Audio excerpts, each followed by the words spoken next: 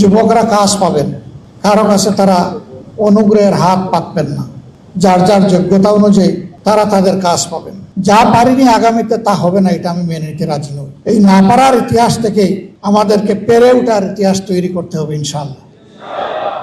আমরা দুর্নীতির জল কেটে দেবো ইনশাআল্লাহ। বুক পেতে আছে 18 কোটি মানুষ, যে আমরা স্বাধীন একটি দেশে মানুষের মতো মানুষ হয়ে বসবাস করতে পারবো, মর্যাদা নিয়ে বসবাস করতে পারবো। আমার বেঁচে থাকার, আমার সম্মানের এবং আমার সম্পদের নিরাপত্তা থাকবে। যুবকরা কাজ পাবেন, কারো কাছে তারা অনুগ্রহের হাত পাতবেন না। যার যার যোগ্যতা অনুযায়ী তারা তাদের কাজ পাবেন। কিন্তু সেই পরিবেশ অর্ধ শতাব্দীর অধিক সময় আমরা বাংলাদেশে সৃষ্টি করতে পারি। তবে হ্যাঁ, যা পারিনি আগামীতে তা হবে না, এটা আমি মেনে নিতে রাজি নই। এই না পারার ইতিহাস থেকেই আমাদেরকে পেরে ওঠার ইতিহাস তৈরি করতে হবে ইনশাআল্লাহ। আমাদের গুড়াগলদ, আমাদের শিক্ষা ব্যবস্থা না নৈতিক না বৈষয়িক কোনো মানের ধারে কাছেও নেই। এই শিক্ষা ব্যবস্থায় মানুষের মেধার অপচয় হয়, সময়ের অপচয় হয়, অর্থের অপচয় হয়। এই সময়, এই অর্থ, এই মেধা বিনিয়োগ করে প্রিয় দেশ আরো উন্নত, দক্ষ, সোনার মানুষ তৈরি করতে পারত, কিন্তু সে পরিকল্পনাটাও নাই। আর থাকবে কেন ভাই? এই পরিকল্পনার দায়িত্বে যারা আছেন তাদের সন্তানেরা তো এই দেশে লেখাপড়া করে না। 2 নম্বর হচ্ছে, শুধু ডিগ্রির ভিত্তিতে এই কল্যাণ রাষ্ট্রে কারো মর্যাদা নির্ণয় হবে না। তার মর্যাদা নির্ণয় হবে তার কাজের ভিত্তিতে। পাশের দেশ ডক্টর আব্দুল কালাম, তাদের নিউক্লিয়ার সায়েন্টিস্ট, তিনি কি মাস্টার ডিগ্রি ছিলেন না? গ্রাজুয়েট ছিলেন, ইন্টারমিডিয়েট ছিলেন, হাই স্কুল পাস করেছেন? কিছুই না। কিন্তু পরবর্তী পর্যায়ে অনেক কিছুই হয়েছে। সেই জাতি তো তাকে সম্মান দিয়েছে। কি জন্যে? তার কন্ট্রিবিউশনের জন্য, তার অবদানের জন্য, তার কাজের জন্য। সমাজে যারা এই সমাজকে মন উজাড় করে দিবেন তারা ইনশাল্লাহ সম্মানিত হবে। বাকিরা তাদের থেকে শিক্ষা নিয়ে নিজের দুর্বলতা কাটিয়ে উঠবেন। এইভাবে সমাজের চাকা আলহামদুলিল্লাহ সমান্তরাল দ্রুত স্পিডে সামনের দিকে যাবে। আমাদের দ্বিতীয় অঙ্গীকার, আমরা দুর্নীতির জল কেটে দেবো ইনশাআল্লাহ। এই কথা শুনে আবার অনেকের বুকে ধড়পড় শুরু হয়েছে।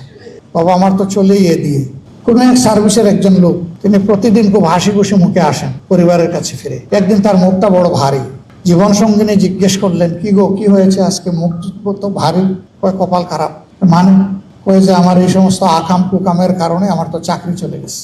তো বলে, আরে মিয়া রাখো, তোমার চাকরিতে কত, আসল তো তোমার মফস্বল। বলে গো সখী, চাকরিও নাই মফস্বলও নাই। চাকরি চলে গেলে আর মফস্বল থাকে না।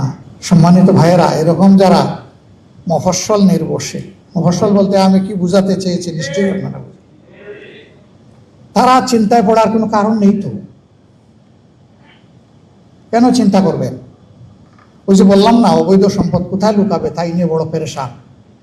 সুস্থ মানুষটির হয় ডায়াবেটিস, হাজার জাতের মেটাবলিক ডিসঅর্ডার হয়, তার রাতের ঘুম হয় না, কোনো ঔষধে কাজ হয় না, ছটফট করে, অশান্তি। ওই যে অবৈধ সম্পদ, কিভাবে এটা বুক করবে আর কিভাবে এটাকে প্রোটেক্ট করবে? না, সেদিন এটার আর কোনো ভয় থাকবে না। আপনি যা পাবেন তাই দিয়ে সম্মানজনকভাবে আপনি চলবেন। তবে এটাও তো ঠিক যে আপনি আপনার জায়গায় ঘুষ খান, কিন্তু এই সমাজে আরো 20টা 100টা জায়গায় আপনাকে যেতে হয়, ওই জায়গাগুলোতে আপনাকেও ঘুষ দিতে হয়। আপনি খাবেনও না, দিবেনও না, অ্যাকাউন্ট আপনার ঠিক থাকবে ইনশাল্লাহ। এর সাথে আপনি মর্যাদা পাবেন। হ্যাঁ, এটাও দেখতে হবে যে সার্ভিসের ডেপথ এবং ওয়েট যত, সেই সার্ভিসে তাকে বেতন কাঠামোটা সেইভাবে সমন্বয় করতে হবে।